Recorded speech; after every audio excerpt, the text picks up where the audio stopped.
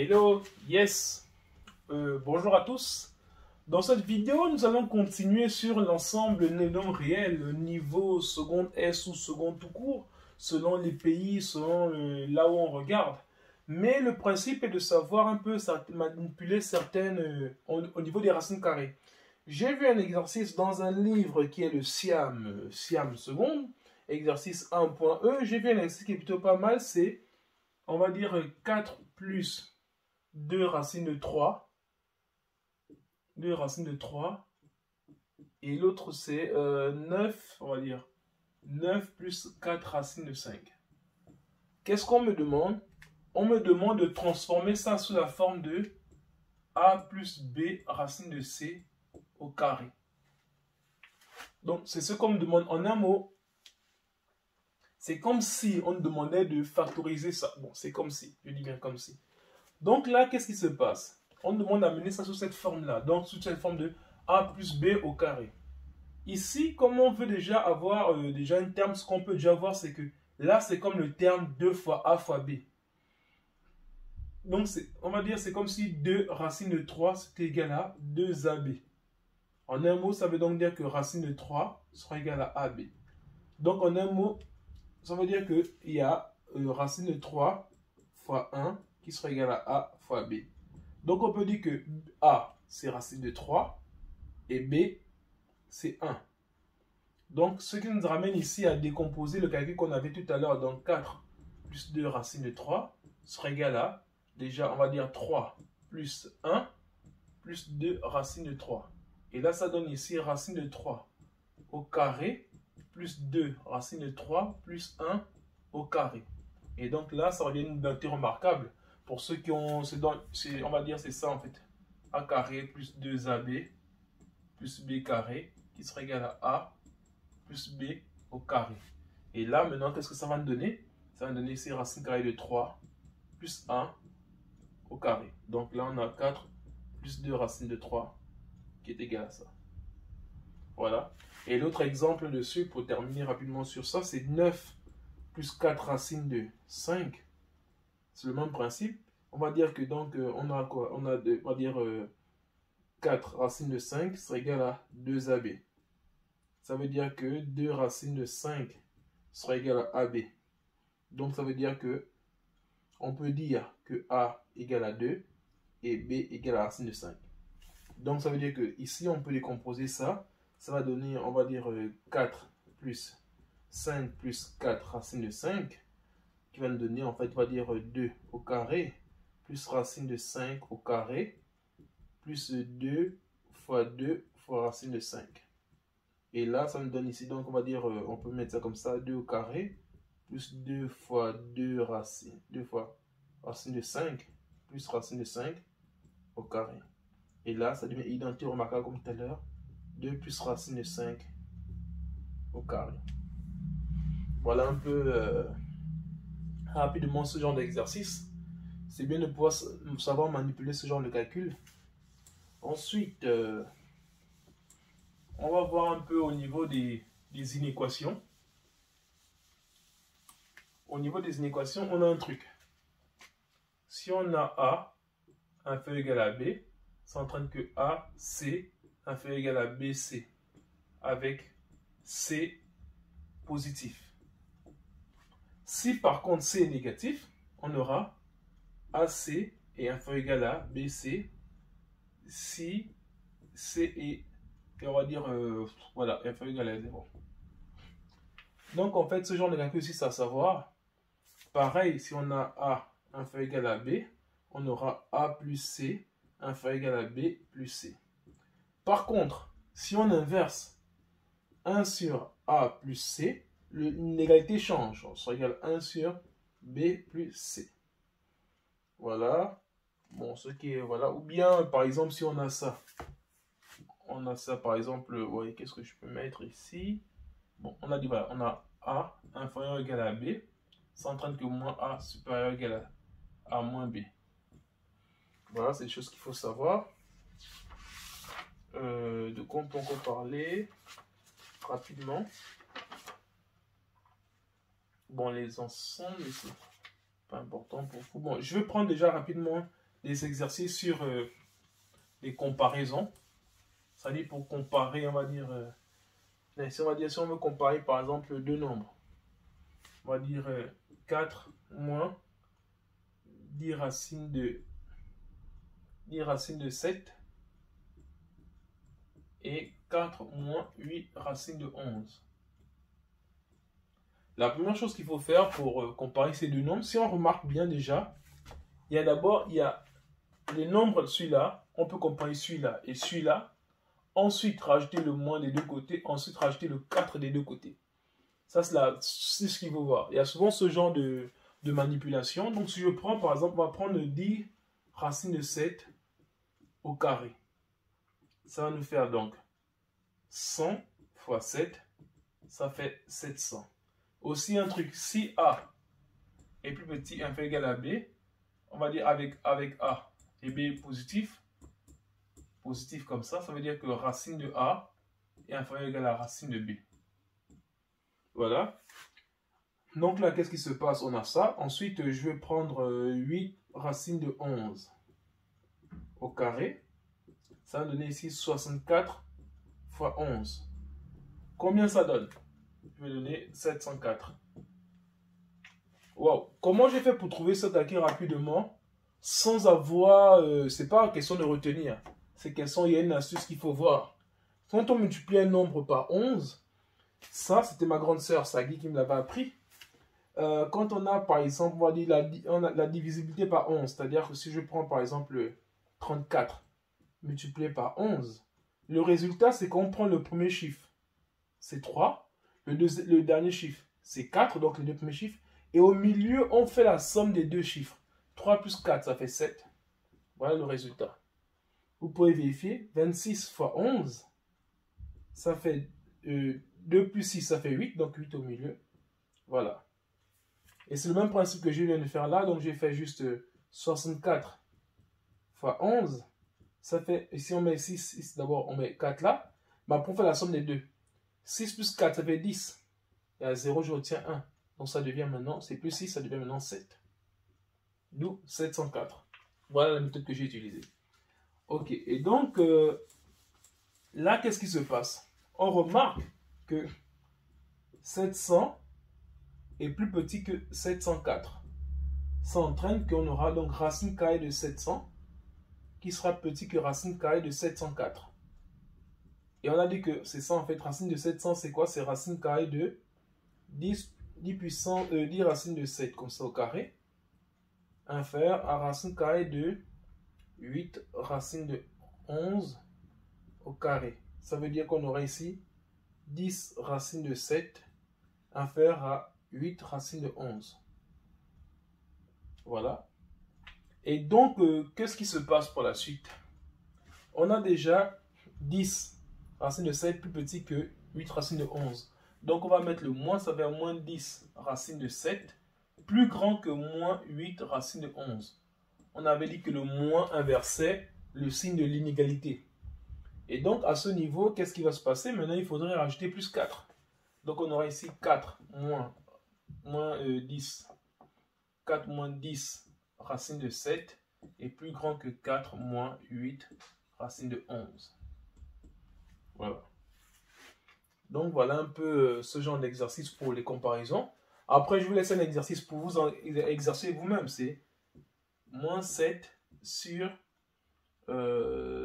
racine de 5 moins racine de 2 et moins 7 sur 2 moins racine de 3. Voilà. Cet exercice, pensez à le faire vous-même. Et puis après, vous pourrez essayer avec les mêmes méthodes pour pouvoir comparer. Donc voilà un peu au niveau d'exercice de comparaison. Est-ce qu'il y a autre chose qui est... Non, ça va. Bon, après, non, on a déjà manipulé un peu ce genre d'exercice. Bon, je peux quand même faire un dernier juste pour vous. C'est par exemple, on demande de comparer racine de 11. 11 moins 6 racine de 2. Et 3 moins racine de 2. On demande de comparer ces deux nombres. Bon, pour les comparer, comment on fait? Déjà, on fait le même principe que tout à l'heure. Ça, déjà, on a 11 moins 6 racines de 2. Donc, c'est comme si on avait 6 racines de 2 qui est égal à 2AB. Donc, ça veut donc dire qu'ici, on aura 3 racines de 2 qui est égal à AB. Donc, on peut imaginer A égale à 3 et B égale à racine de 2. Donc, là, qu'est-ce que ça nous donne ici maintenant? Ça veut donc dire qu'on aura le 11 moins 6 racines de 2 qui serait égal à... On va décomposer comme ça. On aura donc ici le 3. Bon, on va dire... Il faut 3 racines de 2, donc ça veut devenir 3 plus 2 comme ça. Bon, on va dire 11 pour faire simple. 11 c'est 9 plus 2, moins 6 racines de 2. Ça devient donc ici 3 au carré, moins 2 fois 3 fois racine de 2, plus racine de 2 au carré. Donc là, ça devient juste A moins 2AB plus B carré. A carré moins 2AB plus B carré, ça devient juste 3 moins racine de 2, comme ça au carré. Donc, racine carrée de 11 moins 6 racine de 2, c'est égal à, on va dire, racine carrée de 3 moins racine de 2 au carré, comme ça, qui est égal à 3 moins racine de 2. Attention, s'il y avait ça, attention, il y a aussi un truc qu'il faut savoir. Si j'avais ça, j'avais racine de 2 moins 3, comme ça, au carré, sous la racine. Attention, la racine n'enlève pas juste le carré, ça va faire racine de 2 moins 3, parce que ce nombre, il est négatif. Donc, ce qu'il faut savoir, c'est que quand on fait racine carrée de A au carré, ce n'est pas égal à A. Bon, c'est égal à A si A est positif. Mais il faut toujours retenir que racine carrée de A au carré est égal à valeur absolue de A. Ça veut dire qu'il faudrait enlever le carré, mais tout en gardant le nombre positif. Donc, quand j'enlève le carré, je vais garder 3 moins racine de 2 parce que 3 est plus grand que racine de 2. Mais si j'avais racine de 2 moins 3, c'est-à-dire que j'avais inversé, attention, racine carrée de 2. Racine de 2 moins 3 au carré, comme ça, sur la racine, c'est toujours égal à 3 moins racine de 2. Parce qu'il faudrait que le nombre soit positif. Donc, c'est vraiment quelque chose de crucial qu'il faut savoir. Voilà. Donc, après, un truc simple, c'est aussi de comparer. On va dire les comparaisons. Par exemple,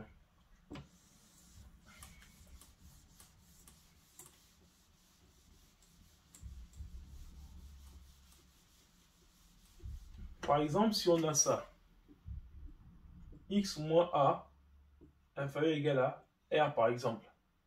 Il faut savoir que ça fait ici x moins a inférieur ou égal à r, inférieur ou égal à moins r. Ça veut dire pour enlever le a qui est là, qu'est-ce qu'on fait? On fait x moins a plus a. Donc on rajoute aussi r plus a ici et moins r plus a. Ça devient donc ici que x est compris entre r plus a et moins r plus a.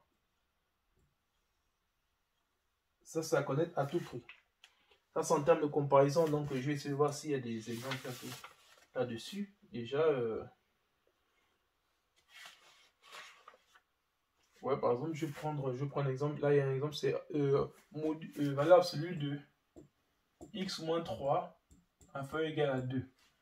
Ça veut donc dire que, en fait, si on demande l'ensemble de ces nombres, parce qu'ici, c'est tous les nombres compris. C'est-à-dire, si on prend ça, par exemple, on va dire, je prends ici, on va dire R, on va dire là, c'est 0. Là, on a moins R. Là, on a plus R. Et donc ici, si on rajoute plus A, ce sera là comme ça, plus A comme ça. Donc, c'est tous les nombres compris entre ça. X est représenté par ça. Donc, ça veut dire que toute cette partie-là. C'est ça la valeur de X, là. Et donc, en fait, à quoi ça ressemble? Ça ressemble juste à un cercle.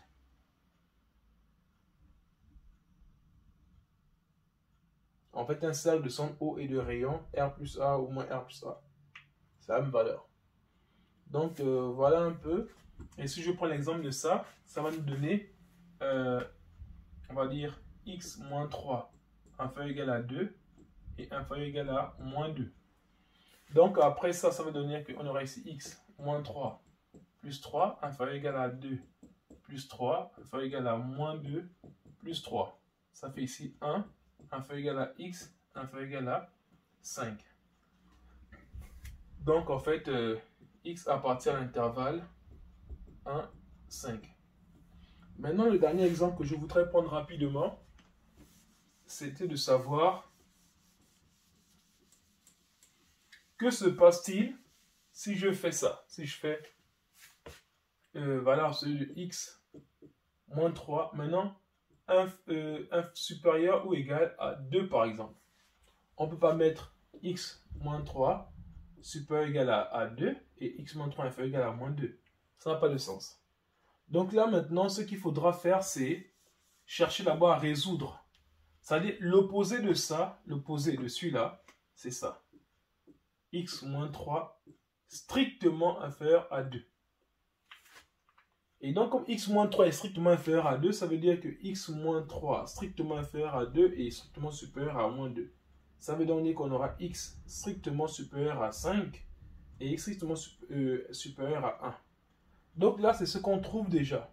Et donc, ce qu'on doit faire, c'est maintenant prendre l'ensemble. C'est ce qu'on a trouvé. Et maintenant, ce qu'il faudra faire, c'est de prendre l'ensemble opposé. Donc, cette partie, moi, j'aimerais que vous essayez de vous-même d'essayer de réfléchir dessus pour ne pas, voilà, pour ne pas tout prendre comme ça. Mais je vous laisse ça. Si vous avez des questions, comment maintenant on a trouvé ça? On a résolu ça. Maintenant, comment déduire maintenant ça, l'ensemble de tous les nombres là, en fait? C'est ça la question qu'on va se poser. Donc, je vous laisse faire d'abord cet exercice que lorsqu'on a 1, on a obtenu d'abord ça. La première chose, c'est que quand on a ça, pour résoudre ça, il faut d'abord poser ça. Le contraire de ça, c'est ça. Donc, il va nous donner... Bon, c'est pas grave, je vais quand même le faire. Bon. Il va nous donner, on va dire, l'ensemble là, c'est x appartenant à l'intervalle ouvert 1 à 5. Maintenant, si on doit prendre maintenant l'intervalle opposé à ça, ça veut dire que lorsqu'on prend l'intervalle comme ça, on prend l'intervalle comme ça, on a ici 0, on a 1 et on a 5. Donc l'intervalle qu'on a là, c'est celui-là, ouvert là. C'est que ouvert là. Et donc en fait, c'est tout cet intervalle-là qui est solution de celui-là. Tandis que nous, c'est pas ce qu'on veut, nous, c'est ça. Et celui-là, c'est l'opposé de ça. Donc, ça veut dire que si ça, c'est l'intervalle, l'opposé de ça, c'est le reste. Donc, l'autre, ce sera ça. Jusque là, après là. Jusqu'à l'infini. Donc, maintenant, la solution de ça, ce sera la vraie solution finale de ce truc-là, sera l'opposé de ça. Donc, c'est, on va dire, x appartenant à l'intervalle moins l'infini. Moins l'infini, c'est depuis l'infini là-bas, jusqu'à 1, on ferme. Union 5, on ferme, jusqu'à plus l'infini. Voilà la solution. Bon, nous sommes arrivés au terme de ce chapitre rapidement sur les ensembles nombres réels. On fera juste une petite vidéo pour 2-3 exercices et le chapitre sera clos. Si vous avez des questions, n'hésitez pas à les mettre en commentaire et dès que j'ai la possibilité de vous répondre, je le ferai. Merci.